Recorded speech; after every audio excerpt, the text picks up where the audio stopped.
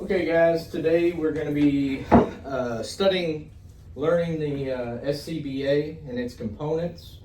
I have Marcus Tunches, firefighter. I have Perez, rookie firefighter. My name is Barrett Hansen. I'm an 18-year firefighter at the Houston Fire Department, promoted to engineer operator. I've received my Fire Officer 1, Instructor 1, Safety Officer, my DOP for certs.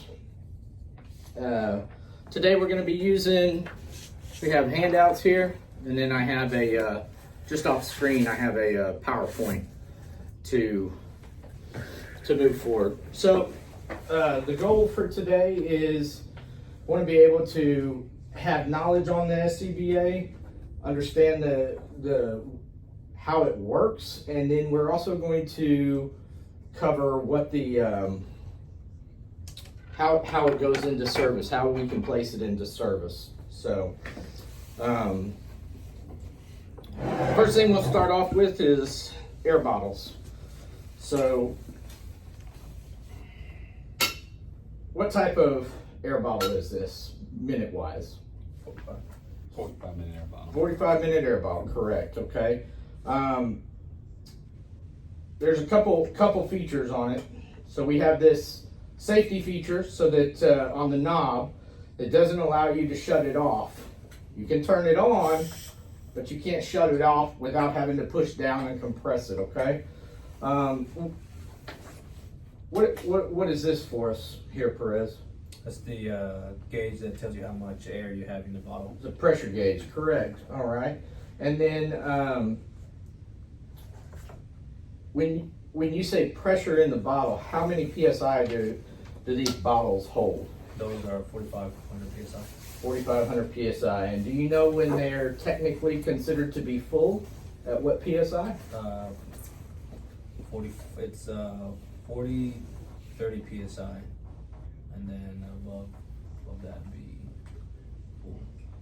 It is 4,300 is what you're saying? Yeah. Okay, yeah. Okay, so that's correct. All right. Also, these bottles, they get tested. It's called a hydrostatic test. So if you look on the bottles, you should see a date that tells you when it was last tested, and then your department will retest them. In addition to a 45-minute bottle, do we have any other bottles that will work with the Scott Air Pack? 60-minute bottle. The 60-minute bottle, what else? 30-minute bottle. 30-minute, okay, perfect. So, and we understand also that just because it says 45 minutes on here, or 60, or 30, it doesn't mean we're gonna have that much air. This is just the way it is. All those bottles are all filled to 4,500 PSI. That's when they're considered, well, 4,300 can be considered full, okay? So, that's the air bottle, okay? The next thing we have is the actual pack here, okay? So, before we go and list off any parts or anything, when we're first checking this, we want to go through this and look at the straps and ensure that they're not frayed, torn, cut. You can see that, what do you have here? Why do you think that's a different color? So you can, assuming so you can follow down. So when it gets this color, it's because it's been in a fire. Okay. And so the heat will actually change color on it. But you got to be careful when you look for that, because over time it could wind up where the pack is inoperable. Okay. So they start from this color and then they turn that color. Yeah. Okay. Yep, exactly. So the other thing we have waist straps here. Okay. With each waist strap we have buckles, quick connect buckles. We also have clips here. Anybody know what they're called? Alligator clips. Alligator clips, correct. Okay. So both straps, you have alligator clips on both sides, okay? All right, now, if you guys want to follow along with this handout, first thing we're going to start with is your regulator, okay? So, regulator, obviously this is what's going to be plugged into our face mask, okay? You have a lock here, okay? You have a heads-up display. You have a purge valve or a bypass valve.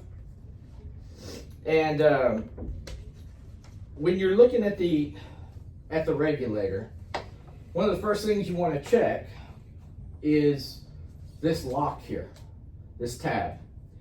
If these corners are worn off, what ends up happening is your mask, it can actually come loose in a fire, and now you're in a world of hurt. Captain Everett in Houston, his regulator came out in a fire. They found him down. Luckily, they were able to revive him.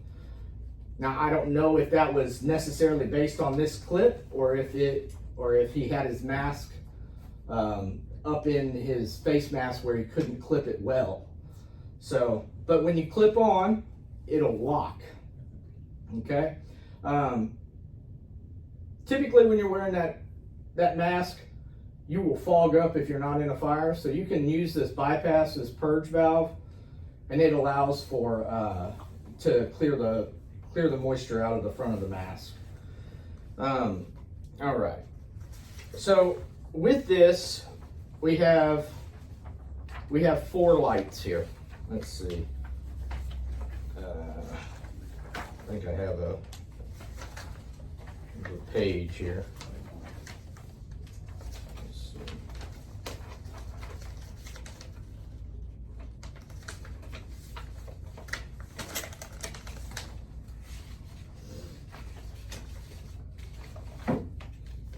So this, so what we have is the heads-up display, and the heads-up display has 4 different types of lights. Okay, so those lights indicate levels of air that you have remaining in your bottle. Okay, there's also 2 other little lights around where it says Scott. These 2 lights will come up red. The first one, which is closest to the other 4, that indicates a low battery. Okay, the second one is actually like a software issue. This pack will tell you basically that, hey, there's something not right here. Okay, so it needs to be taken out of service. So when you attach the bottle and you open this, we're going to see our heads-up display light up like a Christmas tree. And then, provided you have a full bottle, you're going to have 2 green lights. Okay, so, and then it goes down. It goes green, orange, red. Okay, so 2 full green lights. What does that indicate? You have a full bottle. Full bottle, right? What about 1 green light? You're at 3/4. 3/4. Okay. Chukas, what about 1 orange light? 1 orange light indicates your bottle's halfway full. Half, and then the last one is a quarter before you start going into your bottler. Okay, so that's another thing that happens with our regulator. We have the vibe alert will also go off when we turn it on. So it does a couple things that allows you to figure out, especially if you're in a large warehouse or a large building. And when you hit 50%, that's what it took you to get there. It's still not safe to just continue. You've got to turn around. You got to go back, man. So, so that's one of the things that we want to know what these lights mean. Okay. The other thing we want to check is this gasket. So this gasket is what seals onto your mask. Okay. And these little air holes right here, that's where all your air comes out on the top. So you want to check those, make sure that there's nothing that obstructs it, and make sure this gasket is intact and it's still pliable, okay? One of the things that you want to do with the regulator, because that's where people's mouths and everything is, you want to be able to wash it. So if you take it off the air pack, you are able to rinse it out with the quick disconnect here. So this portion right here is called a quick disconnect. It's a sticking. Yeah, it's sticking. So can't get it. There it is. Okay. Quick disconnect. You got to push in, pull out. Okay. You do want when you take it out and you're cleaning this, you will wind up. You'll wind up just putting this in the fluid, and you want to keep this portion out. Okay. If you do inspect this, you just want to make sure that it's clean. You know, it's ready to rock and roll. So this hose in total is a low pressure hose. Okay, this is your pressure conversion right here. It goes from high pressure, because you see this braided line here is capable of holding 4,500 psi, and it goes into this, and this basically just lowers the pressure so that when you do breathe, it's not blowing your face off. Okay. Let's see. Another aspect to this air pack is our high pressure hose, but we also have this. Do anybody know what this is called? It's a buddy breather. Yeah. It's a buddy breather. Allows you to connect into another SCBA. Correct. To even out. If one has more air than the other, then they'll even out, so that way both have a safe amount of air to exit a structure if needed. That's correct. So, so when you're, if you in fact have to utilize something like this, we have these rubber gaskets on that are covers, and I'll just tell you right now, they're very hard to pull off. I mean, you really have to go at it. So you quick connect, and then yes, the bottles will even out. The pressure will go to the same. So this is a good feature for a RIT team. That's where you're really going to use that. And then again, pretty much with anything, you just want to make sure it's clean, it's secure, and it's covered on this one. Let's see. The other part we have here, going to the back, we got our back plate here. Okay, this is what's going to lay against your back. But realistically, the better one is this. You want this this power unit on the bottom to be at the small of your back. You want the weight on your hips. So to get to that point, let's see here.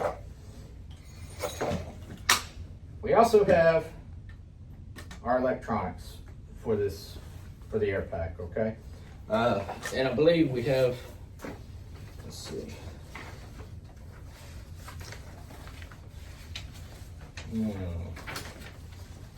What is this thing? Last page? Yeah, the last page kind of shows you what we're utilizing here, okay? So basically what this does is it is a portion of your pass device, okay? This will alarm. So if this bottle's turned on and there's no movement for 20 seconds, what do they call that? Pre-alarm. It goes into pre-alarm, okay? By manufacturer standards, what is the, when does the full alarm go? 30 seconds. 30 seconds, correct. Okay. So I always call this a six shooter. So you need a Phillips screwdriver. Take this off. There's 6 AA batteries. That's what controls it. These are the alarms. These are your speakers, okay? So this is what's making all the noise if a firefighter isn't moving or is also incapacitated, okay? So that brings us to our last device here, okay? This is our remote gauge, all right? So this remote gauge is going to be something that we utilize because now it allows us to see what's in the bottle. So we have 2 safety features. We have the heads-up display, okay? And then we also have the remote gauge, so we can verify. And they need to be within 100 PSI of each other. Otherwise, there's an issue and it needs to be taken out of service. You have a red button here. What is that for? Sets off the alarms. You go ahead and set the alarm off, okay? If you get into a spot where you're stuck and you can't move, and this is, you can get to that, that's the best way to do it, okay? On this device, our yellow button is what will stop alarms, okay? It'll shut off our, just like we saw the our movement alarm, okay? Also, at times when you're utilizing this, what's standard here? What side is it always on? Right side. It's always on our right side. So left for life, right? They always say left for life. Well, where's your lifeline? That's your lifeline, okay? Your remote gauge is going to be on the opposite side, okay? And we're going to, like I said, as long as we can look at our heads-up display and look at our gauge here, we're going to be able to tell you what's in it. So, that said, does anybody have any questions? No question? Okay. Covered it well. Yes, sir. If you were to take a pack out of service, you want to have that checked by someone who is certified. They're the ones who are going to be able to make any repairs and go from there. So, okay, guys. Thank you. Thank you.